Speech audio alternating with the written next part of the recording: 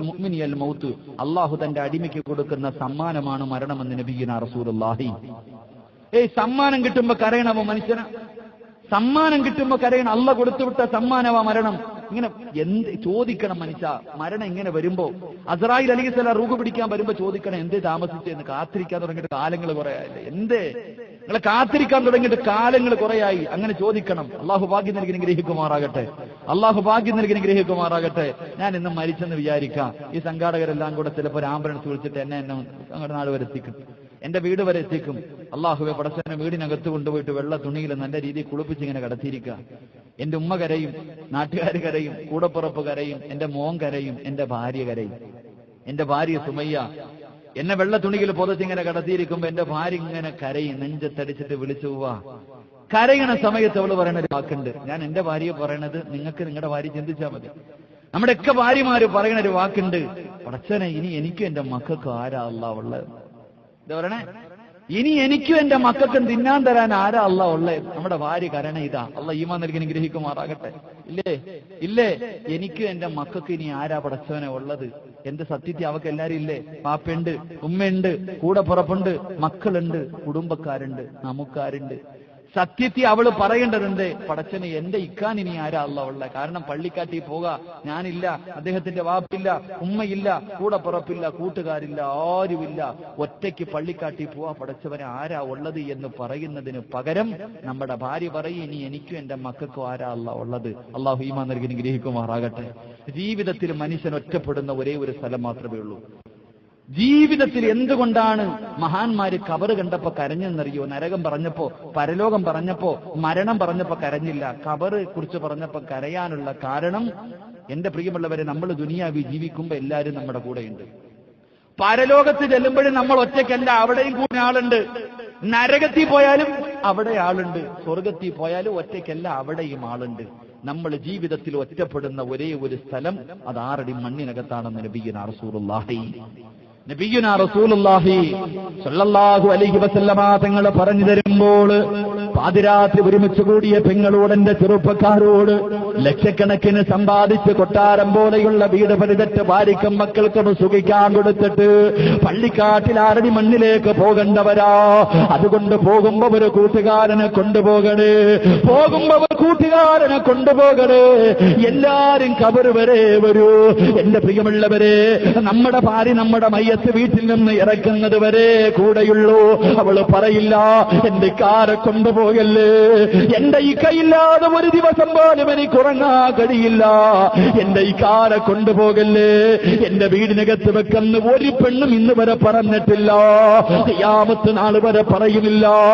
എന്റെ പ്രിയമുള്ളവരെ, ഭാര്യ മയ്യത്തെടുക്കുന്ന സമയം വരെ ഉള്ളൂ, ഉമ്മയും അവിടെ വരെ ഉള്ളൂ, വാപ്പയും മക്കളും കൂടപ്പുറപ്പം കൂട്ടുകാരും പള്ളിയിൽ വരികയാണ്. മയ്യത്ത് നമസ്കാരം കഴിഞ്ഞ് ഒരു വിഭാഗം ഇറങ്ങിപ്പോയി.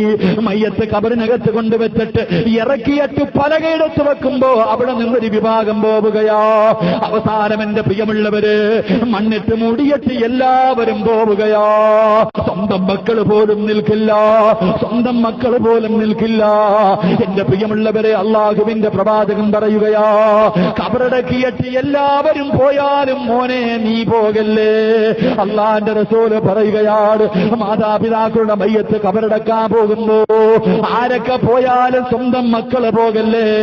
അള്ളാന്റെ റസൂല് പറയുകയാ, ഒരു 40 ആയത്തോകുന്ന സമയം ഒരു 5 മിനിറ്റെങ്കിലും ആ കബറിന്റെ ചാരത്ത് നിന്ന് നീ ഒറ്റയ്ക്ക് ദുആ ചെയ്യണേ എന്ന് നബി മുഹമ്മദ് മുസ്തഫ. എന്തിനെന്നറിയുവോ? കബറിനകത്ത് കിടന്ന് മരിച്ചു കിടക്കുന്ന വാപ്പ കാണുകയാ, പടച്ചവരെ എന്റെ കൂട്ടുകാരൻ പോയല്ലോ, എന്റെ കൂടപ്പിറപ്പ് പോയല്ലോ, ഞാൻ സ്നേഹിച്ച് നടന്ന പലരും എന്നെ വിട്ടിട്ട് പോയല്ലോ. സ്വന്തം മകന് വാപ്പാനെ കബറിനകത്ത് ഇറക്കി വെച്ചിട്ട് മടങ്ങിപ്പോകുമ്പോ വാപ്പ ചിന്തിക്കുന്നു, അല്ലാ, കൂട്ടുകാര് മറന്നാല്, കൂടപ്പിറപ്പ് മറന്നാല്, എന്റെ മോനുവെന്നെ മറന്നല്ലോ അല്ലാ. ഒറ്റയ്ക്ക് ഖബറിന്റെ ചാരത്തിരുന്ന് ദുആ ചെയ്താ വാപ്പ ഖബറിൽ കിടന്ന് പറയും, പടച്ചവര് ആര് പോയാൽ എന്റെ മോൻ എന്നെ മറന്നില്ലല്ലോ, അവന് അല്പനേരമെങ്കിലും എന്റെ ഖബറിന്റെ ചാരത്തിരുന്നല്ലോ. 40 ആയത്തോടുന്ന സമയം ഖബറിന്റെ ചാരത്ത് നിന്ന് ദുആ ചെയ്യടേ എന്ന് പ്രവാചകം പഠിപ്പിക്കുമ്പോ എന്റെ പ്രിയമുള്ളവരെ എല്ലാവരും ഖബറിന്റെ ചാരത്ത് വന്നിട്ട് കൈയൊടിഞ്ഞു പോകുമ്പോ ആ ഖബറിനകത്ത് കൂട്ടായി വരുന്നവര് കൂട്ടുകാരനുണ്ട്. ദുനിയാവില് മാത്രമല്ല, മരിക്കുന്ന സമയത്ത് മാത്രമല്ല, ഖബറിനകത്ത് മാത്രമല്ല, പരലോകത്ത് മാത്രമല്ല.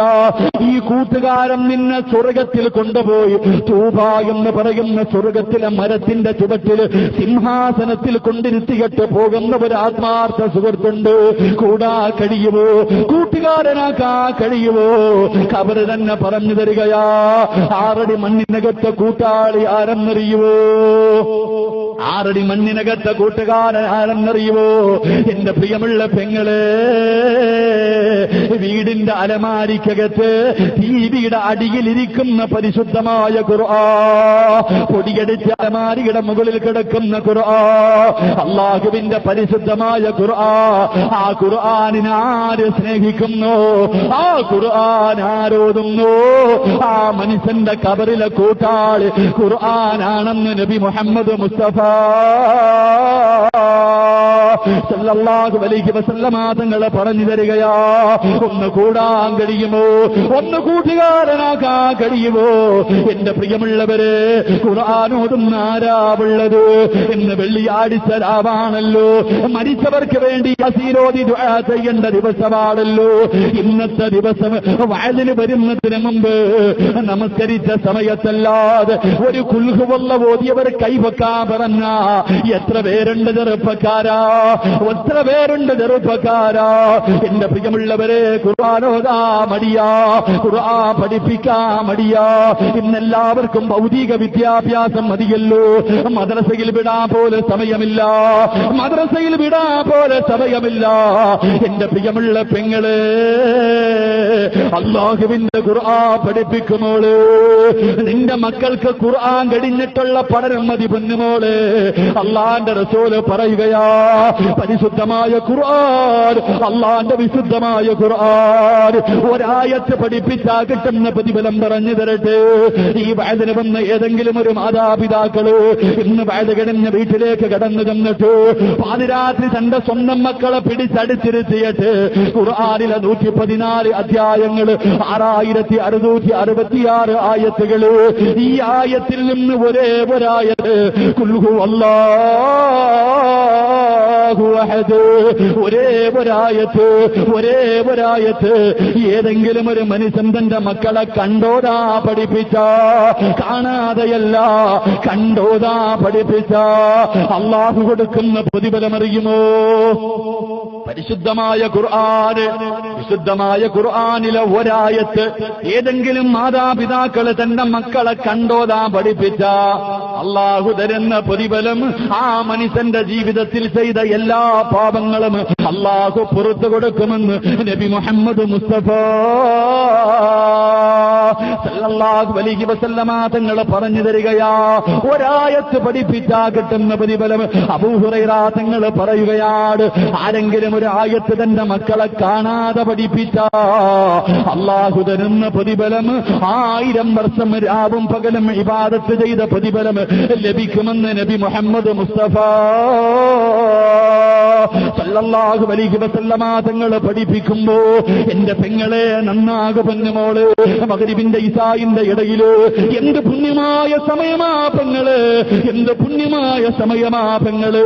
വാക്യബോധണ്ട സമയമല്ലോ, സജ്ദ ബോധണ്ട സമയമല്ലോ, സൂറത്തുൽ മുൽക്ക് ഓതണ്ട സമയമല്ലോ, അല്ലാഹുവേ യാസീനോദണ്ട സമയമല്ലോ, ദുആ ചെയ്താ സ്വീകരിക്കുന്ന സമയമല്ലോ.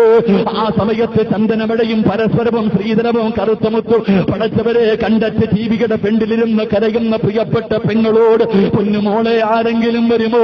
ഈ നടിമാര് നിന്റെ ആറടി മണ്ണിനകത്ത് വരുമോ? ഇല്ല പെങ്ങള്, ആകെ വരുന്നത് പരിശുദ്ധമായ ഖുർആനാ. അതുകൊണ്ട് പാതിരാത്രി ഒരുമിച്ച് കൂടിയവരോട് അല്ലാഹുവിന്റെ ഖുർആനിനെ കൂട്ടുകാരനാക്കി സ്വീകരിച്ച ഖബറിനകത്ത് നിനക്ക് കൂട്ടായിട്ട് ഖുർആൻ വരുമെന്ന് നബി മുഹമ്മദ് മുസ്തഫ സല്ലല്ലാഹു അലൈഹി വസല്ലം. അല്ലാഹു കൂട്ടുകൂടാൻ ഭാഗ്യം നൽകി അനുഗ്രഹിക്കുമാറാകട്ടെ.